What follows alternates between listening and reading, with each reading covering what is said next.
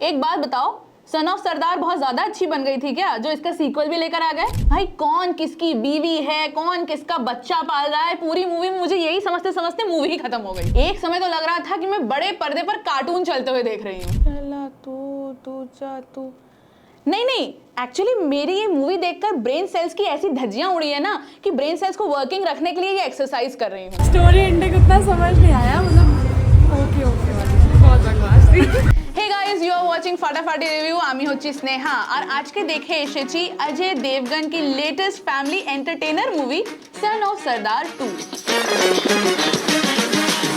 भाई इस मूवी की स्टोरी मैं क्या ही बताऊं, किसने लिखी भाई, कौन सोच रहा है ऐसे, इतने अच्छे थॉट प्रोसेस कहां से आ रहे हैं, पहले तो मुझे ये समझाओ। तो कहानी कुछ ऐसी है कि अजय देवगन की मूवी के स्टार्टिंग में शादी होती है नीरू बाजवा से, जो कि अपने सपने पूरे करने के लिए चली जाती है शादी के तुरंत बाद इंग्लैंड, और वहां पर बुला लेती है कुछ सालों बाद अजय देवगन को ये बताने के लिए कि उनकी शादी अब उन्हें अच्छी लग नहीं रही है, उन्हें चाहिए डिवोर्स, क्योंकि वहां पर एक दूसरा लड़का उनको पसंद आ गया है एंड डिवोर्स करने के बाद उनको उनकी प्रॉपर्टी का कुछ हिस्सा भी चाहिए। मृणाल ठाकुर, जो कि दूसरों की शादियों में जा जाकर नाचने गाने का प्रोग्राम करती हैं, उनकी शादी हुई होती है चंकी पांडे से, जिनका आपस में एक बच्चा भी होता है, जिसकी मृणाल ठाकुर एक्चुअली में स्टेप मदर है। और उसके बाद पता चलता है कि चंकी पांडे मृणाल ठाकुर को धोखा देकर किसी रशियन के साथ फरार हो गए हैं एंड मृणाल ठाकुर के सर पर आ जाती है अपनी इस बेटी की शादी करवाने की जिम्मेदारी।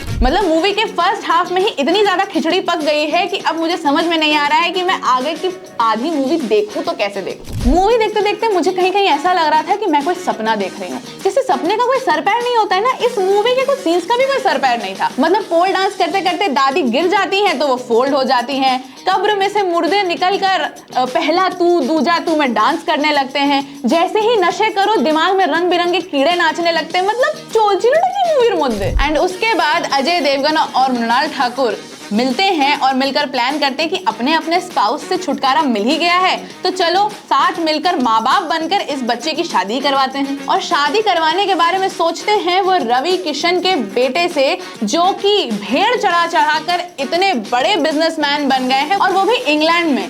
मतलब अंबानी साहब, आप ना अपनी ये टेलीकॉम और इन सब चीजों का बिजनेस छोड़िए और भेड़ चढ़ाना शुरू करिए। तो रवि किशन यहाँ पर ठहरे एक बहुत बड़े देशभक्त एंड यहाँ पर मृणाल ठाकुर अजय देवगन के साथ प्लान बनाती हैं कि अजय देवगन को as a Indian army colonel Ravi Kishan के सामने पेश किया जाएगा। फिर क्या, रवि किशन हो गए इम्प्रेस एंड उनसे पूछने लगे कि आप अपनी बॉर्डर की कोई कहानी तो सुनाइए, और यहाँ पर अजय देवगन बॉर्डर मूवी की कहानी सुनाना शुरू कर देते हैं। वाह व्हाट अ प्लॉट। इस मूवी में चीटिंग करना, डिवोर्स लेना, डिवोर्स लेकर वापस आ जाना, इस चीज को इतना ज्यादा ग्लोरीफाई किया गया है कि क्या बताऊं।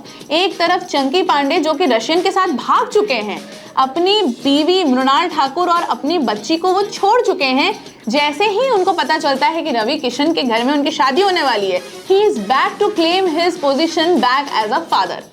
दूसरी तरफ रवि किशन जिस बेटे की शादी करवा रहे होते हैं वो उनकी बीवी और संजय मिश्रा की औलाद होते हैं। मतलब तुम्हारे मध्य कोनो लज्जा शोरम किछु बाकी आछे कि सब खत्म हो चुका है। अब फाइनली अगर आ जाते हैं मूवी के गानों के ऊपर, तो पहला तू दूजा तू, क्योंकि ये काफी वायरल हो चुका है तो आप इस गाने से रिलेट कर पाते हैं। बाकी सारे जितने गाने इस मूवी में यूज किए गए हैं वो एक बिग फैट पंजाबी वेडिंग को तो कॉम्प्लीमेंट करते हैं, लेकिन आप शायद इन गानों को घर जाकर वापस कभी नहीं सुनोगे। तो अगर मैं ओवरऑल एक्सपीरियंस की बात करूं तो it's a classic brain rot movie. आपको अगर बहुत ज़्यादा समय है तो आप अपनी फैमिली के साथ जाकर वीकेंड में इस मूवी को ज़रूर देखिए, वरना मेरे से अगर पूछा जाए तो मैं इस मूवी को 2.5 आउट ऑफ 5 स्टार्स दूंगी। बाकी आप लोगों ने इस मूवी को देखा है या नहीं देखा है, जेटाओ आछे एसे आमाके आमार कमेंट सेक्शनेर मध्य निश्चयই जानियो। अगर आपको ये रिव्यू अच्छा लगा है तो इस वीडियो को लाइक, हमारे चैनल को सब्सक्राइब और इस वीडियो पर कमेंट और इसको शेयर जरूर से जरूर कीजिएगा। बाकी मैं आऊंगी नेक्स्ट टाइम होपफुली एक अच्छी मूवी के रिव्यू के साथ। तब तक के लिए दुग्गा दुग्गा।